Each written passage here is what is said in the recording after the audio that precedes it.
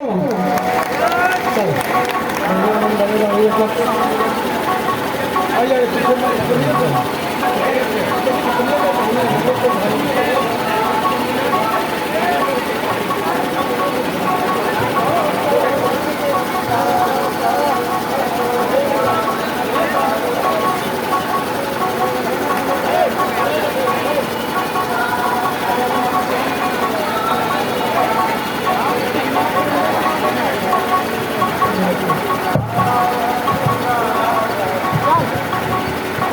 आग्रह करना चाहूंगा माननीय सांसद महोदय जी से कि अपने टिकारी के नागरिकों को रामनवमी के पावन अवसर पर संदेश देकर हम लोगों को मार्गदर्शन दें।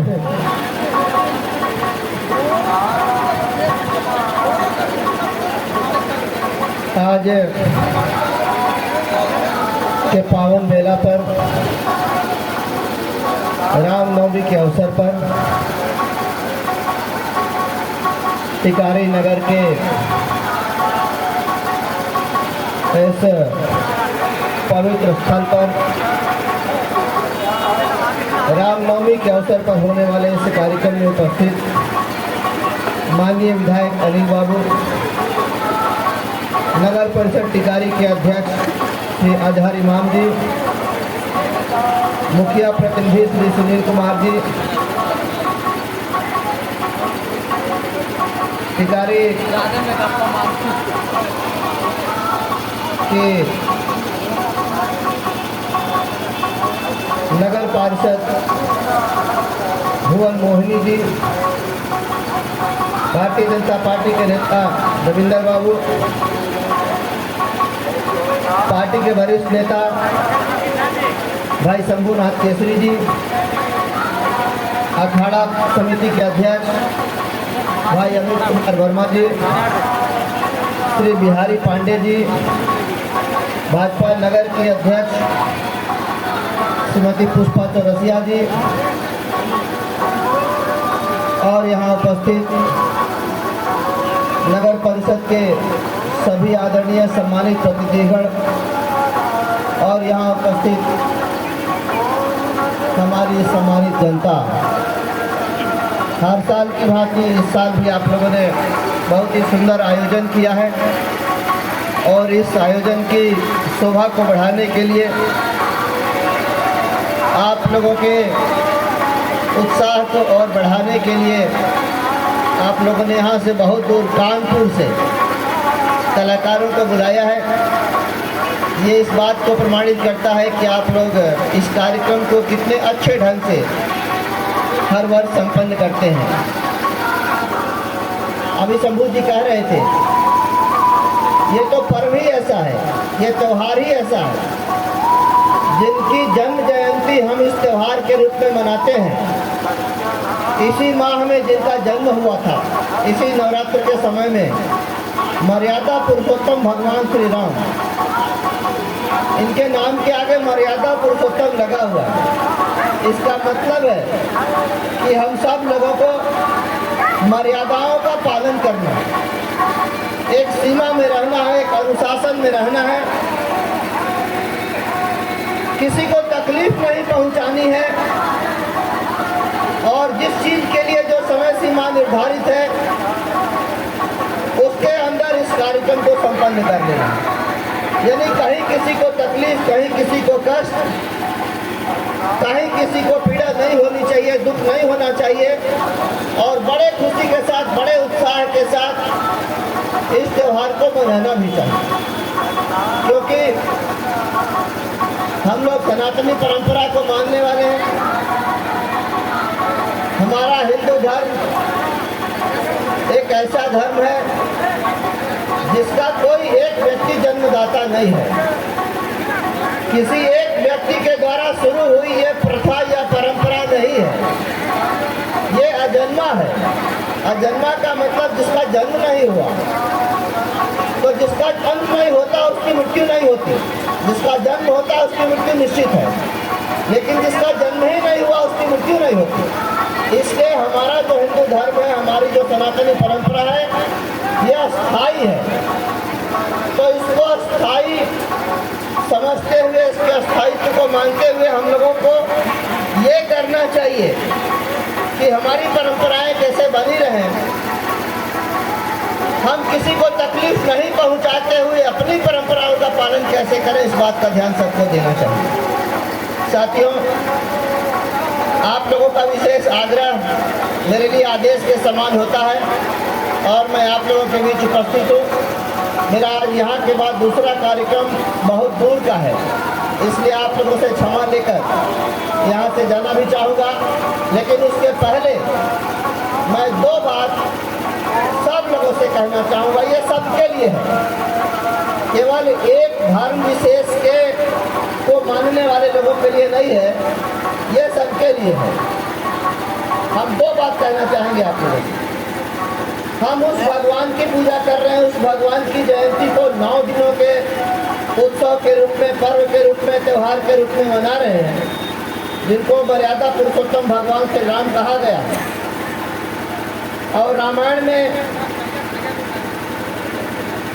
जो दोहा है, जो चौपाई है, वो अनेक ऐसे ऐसे दृष्टांत हैं जब भगवान श्री राम ने एक दलित माता सबरी का बेर खाया। उस दलित माता की इतनी आस्था थी भगवान में कि वो बेर को पहले चखती थी, तो चखने में तो जूठा हो जाता था, और उसके बाद वो भगवान को खाने के लिए देती।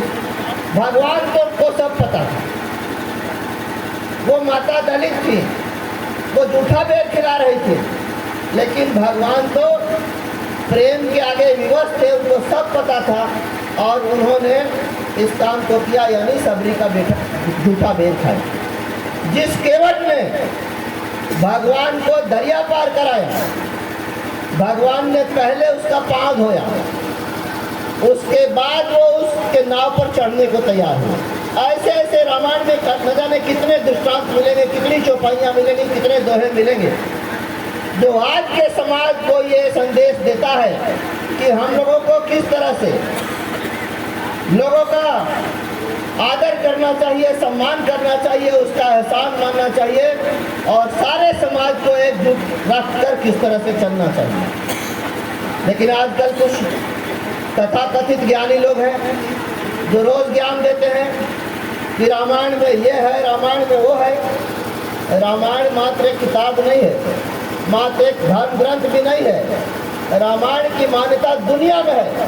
अब आज दुनिया के उन देशों में रामायण के ऊपर, महाभारत के ऊपर, गीता के ऊपर शोध हो रहा है जहां दूसरे धर्मों के लोग ज़्यादा वास करते हैं। इसीलिए मैं आप लोगों से दो बात कह के अपनी बात को ख़त्म करना चाहूँगा। एक इसी अवसर पर एक दोहा या चौपाई जो भी समझ लीजिए, भगवान को अपने हृदय का पुष्प कोई अर्पित कर रहा है, स्वीकार करने का आग्रह उनसे कर रहा है, उसको इस रूप में लिखा है, करो नाथ स्वीकार आज इस हृदय कुसुम को। मतलब हमारे हृदय के पुष्प को हे नाथ, हे भगवान राम, आप स्वीकार करिए। करें और क्या भेंट राज राजेश्वर को, मतलब और आपको हम क्या भेंट कर सकते हैं।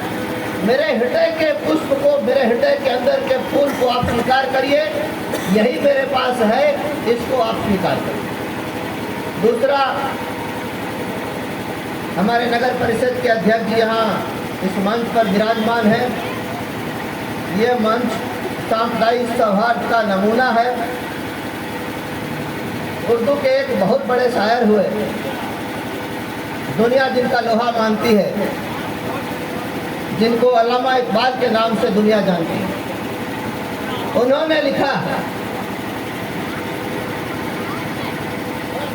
हैरान के वजूद पर हिंदुस्तान को नाज, हैरान के वजूद पर हिंदुस्तान को नाज, अहले वतन समझते हैं उनको इमाम हिंद। यानी राम के वजूद पर हिंदुस्तान को नाज है, पूरा वतन, अहले वतन समझते हैं, पूरा देश ये समझता है उनको इमाम हिंद यानी हिंदुस्तान का इमाम उनको समझती है हिंदुस्तान की जनता।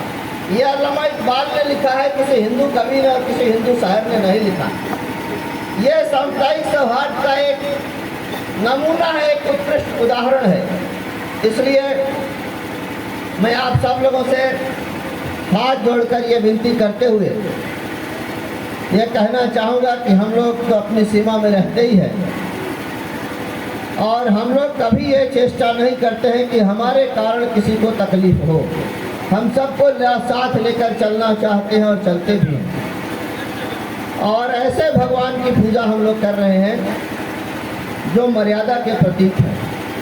बस इन्हीं शब्दों के साथ पूरी टीम को, पूरे टिकारी नगरवासियों को, नगर परिषद के अध्यक्ष, उपाध्यक्ष, वार्ड सदस्य सबको और शंभू जी को सबको धन्यवाद देते हुए कि आप लोगों ने मुझको यहाँ बुलाया, कुछ कहने का अवसर भी दिया।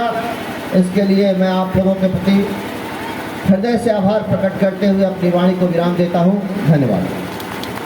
एक आग्रह धनु भैया, एक आग्रह है कि सभी लोग इसमें खड़े होकर फोटो खिंचवा लें।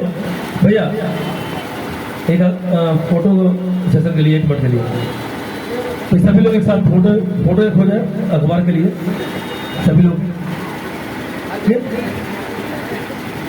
अच्छा जी, आप आ जाइए, सभी लोग बताइए।